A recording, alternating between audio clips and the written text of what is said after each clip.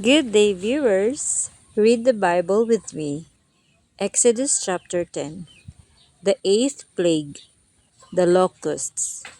Yahweh said to Moses, "Go to Pharaoh, for I have made him stubborn, and his ministers as well, in order to show my signs among them, and that you may tell your grandchildren how I dealt harshly with the Egyptians, and about the signs I worked among them, and that you may know that I am Yahweh." Moses went with Aaron and said to Pharaoh, "This is the word of Yahweh, the God of the Hebrews. How much longer will you refuse to submit to me? Let my people go and worship me. If you refuse to let my people go, I will bring locusts into your country, and they will completely cover the surface of the land. They will devour what was left after the hail, as well as every tree in the fields.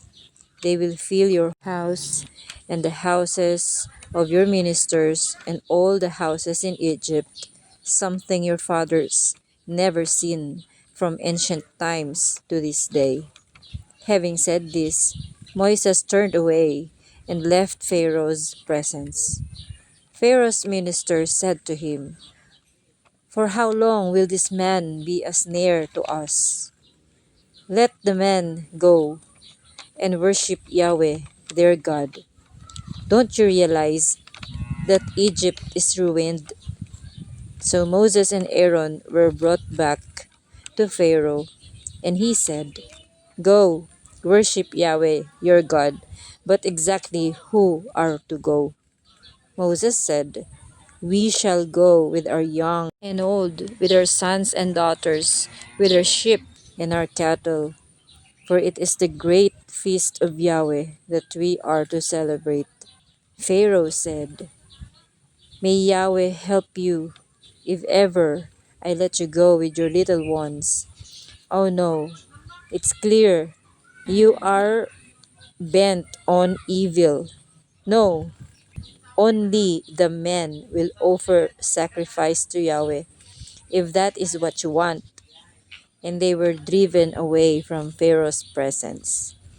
Yahweh said to Moses, "Stretch out your hand and bring locusts to the land of Egypt. Let them eat every plant in the land, everything that was left after the hail." So Moses stretched out his staff over the land of Egypt all that day and night. Yahweh brought an east wind over the land, and in the morning the east wind brought the locusts. They came and settled on the land in such quantities as had never been seen before and will never be seen again. They covered the sky of Egypt, and the earth was in darkness. They devoured all the vegetation in the land and all the fruit of the trees left after the hail. Nothing green remained, neither tree nor plant of the field, in all the land of Egypt. Because of this, Pharaoh hastened to summon Moses and Aaron and said to them, "I have sinned against Yahweh, your God, and against you. Forgive my sin. I pray you at least for once, and ask Yahweh, your God, for a final favor, to rid of me this deadly plague." Moses left Pharaoh and interceded with Yahweh, who brought a very strong wind from the west that carried off the locusts and swept them into the Red Sea.